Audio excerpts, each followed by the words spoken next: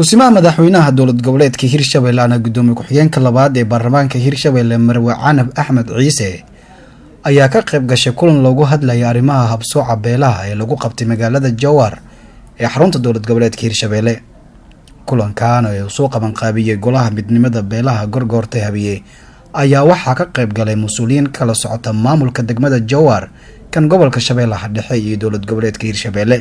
xildhibaan Cabdullaahi Cusuble Bare wasiir dowlaha wasaaradda arrimaha gudaha iyo dowladaha hoose ee dowlad goboleedka Hirshabelle ayaa ka hadlay ujeedka kulanka maanta lagu qabtay magaalada Jowhar.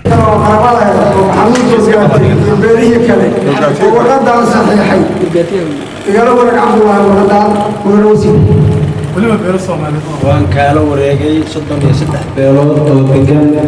gobolka Shabeellaha Dhexe saxiixii ay saxiixeen in ilmo gurgaate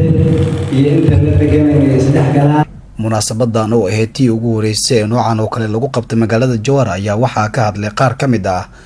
nabadoonnada gobolka Shabeellaha Dhexe. horta idinka soo bixiyo cid faradheeray ka dhaaf madaxa gurgaanta horta ka dhaaf jareer ma qabo kabatol ma lehin wax yar as maqalno jareer dhahaaya kabatol waa kan ku jira as warsan waa wada dhalanay ya as warsan jareer kabatol waa kan dhaha ma jira jareer boon waa kan dhaha ma jira ilaahay ma qalam horta an ka joogin faradheer ka jooga maxaan gurgaanta boon waa iyo kan kabatol waa iyo fidna idinka ku haa dadkaas ila dhashay ka dhaafa Abuukar waa ka hadlay ilaahay aan ka cabsan Abuukar waa ka hadlay xaq diin iyo xaq aqliyan waa ka hadlay intaasaan ugu filan dadkan waqti aan laga qaarin waxaan xusaa waqtigii maxamed siyaad barre maalina la isugu keenyay isbartiibada horseed waa taqaaniin beledkaas hoos beledkan xagga ka weynaa jirta maantay hore moogto horseed isbartiibada waa la isugu keenyay waxa la yiri galabta qabiila la duuga hadin qabiil ahla duuga dhammaan reer Jowhar oo waa la isugu yeeray goda la faagay wala hal uu riday wala kala tagay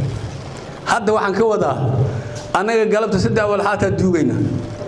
waana ku faraxsanahay waxaan duugaynaa isla weyni waa duugnay kala sareyn waa duugnay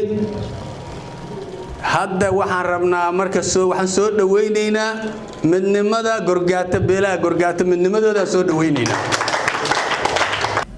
ugu dambeyntii waxaa kulankan ka hadashay kusimaha madaxweynaha dowlad goboleedka Hirshabelle ahna gudoomiye ku-xigeenka labaad ee baarlamaanka Hirshabelle Marwe Canab Axmed Ciise. gorgaate waxaan maqli jiray sagaara laba tun oo la kala qalama leh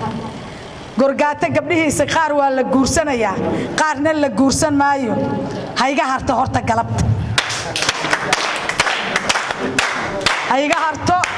gabdhaha gorgaate waa hal culimada gorgaate waa hal wiilasha gorgaate waa hal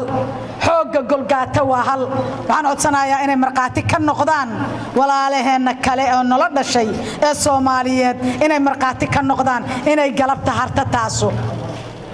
haddaan gabar yar ahaan lahaa wiil halaysiiyaan dheela laakiin waa duqoobay waxaan leeyahay walaalayaal raalli ahaada wixii dhacay ka raalli ahaada waxaan u taaganahay haddaan nahay wiil gabar qof yar iyo qof weyn gorgaatihii kala haddaan nahay waxaan leenahay Soomaaliya marqaati ka noqo cusriyadii walaalaheen loo geystay hadda ka hor way dhamaatay galabta waxaan ku hadlaayana waxaan u maleynayaa magacii Canab Axmed Ciise maaha waa magacii kusimaha madaxweynaha dowlad goboleedka Hirshabelle iyo kusimaha gudoonka baarlamaanka Hirshabelle waa ka baaxad weeyay codkaygu galabta Yusuf Maxamed Axmed Bulsha TV magaalada Jowhar.